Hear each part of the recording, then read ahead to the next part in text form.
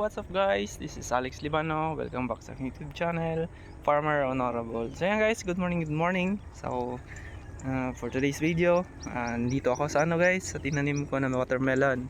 So yan guys, papakita ko lang sa inyo yung yung tanim ko na Sweet 16. So pag-uusapan natin ngayon Sweet 16 guys. So yan, Sweet 16 na bunga niya guys. So nasa isang lata itong tinanim ko, last video ko na nakalagay doon. Sinabi ko doon na nagtanim ako ng isang lata na seeds ng Sweet 16. So ito na siya ngayon guys, may mga bunga na siya. So yan siya. So yung Sweet 16 nga pala guys is ito yung sikat last year. So napalitan siya ng Sweet Venus, pero ngayon guys maraming nagtanim ng Sweet Venus at saka medyo mura na yung bilihan. So ayon sa pagtatanong-tanong ko, so ang Sweet 16 ngayon guys medyo mahal. So nasa lang bilihan dito sa amin 18 peso per kilo. So marami siyang bunga guys. So 18 peso per kilo. So maganda na yun guys. Kaysa nung last year na nagtanim kami ng December, is binili lang ng nasa 10 piso at saka 8. Ayan. So sana nga pa ito, lumaki pa itong mga bunga niya. Ayan siya guys. Yun maliliit pa yung iba. So yung Sweet 16. Yan. Lalaki pa yan guys. Kasi mga ilang araw pa mag-harvest. Nasa pa, may isang linggo pa na mag-harvest. So yan. So kahapon nag-abono na naman kami kahapon. Lang, watering lang. Tinunaw namin yung yung abono sa tubig, din nilagay dito sa sa puno niya. Yan yung puno ng Sweet 16. So tagdalawang yun yung nilagay namin. Yan siya.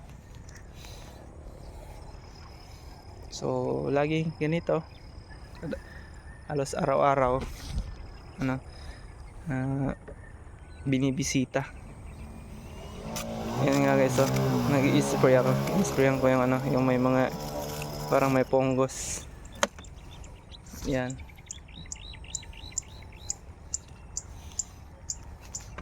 So hindi siya masyadong nakikita yung bunga guys.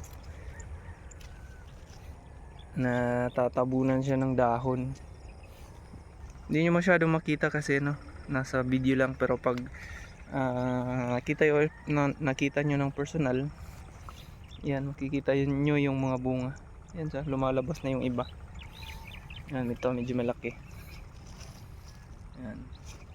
So sa pagbibili pala nila ng guys, ng watermelon na Sweet 16, i-classify nila yan guys. May may big, then may 4 down, 3 down, then 2 down. Yan, maraming guys, iba't ibang presyo din yan. Depende sa laki.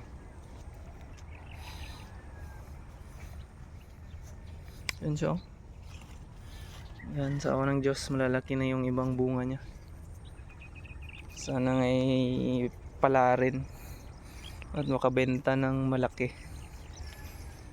Kasi hindi rin biro yung guys, hindi rin biro yung gastos ng pagwa-watermelon. Hindi lang basta-basta lang pag nagtanim ka ay hayaan na lang ganon, pero hindi ganon guys. Marami kang dapat gawin. Magastos sa abono, magastos sa sa pesticide, fungicide, ganon. Tapos marami kang gagawin. Una yung maglalagay ka ng pataba, tapos magma-mulching ka pa. Yan, nilagyan namin ng mulching na dayami, kasi nga ito palaya naman ito pinagtamnan namin. So ito na yung ginawa naming mulching. Din isa pa, dapat yung damo malinis yung paligid niya. Yun siya guys, oh. So walang damo kasi inisprayhan namin yan ng pamatay damo. Ito pa yung mga niya, bunga niya guys, oh. Yun. So always araw-araw dapat andito ka sa sa milanan kasi i-check mo. Titingnan mo kung may mga mga insekto, may mga disease, fungi, ganoon kasi pag fungi na yung umatake sa sa watermelon, delikado 'yan. Kasi madali lang siyang maapektuhan. Kaya dapat laging tinitingnan. Yun siya guys, may may sumisibol pa na bulaklak na babae. Yan, may bunga pa yan. Lalabas pa yung bunga yan dyan guys.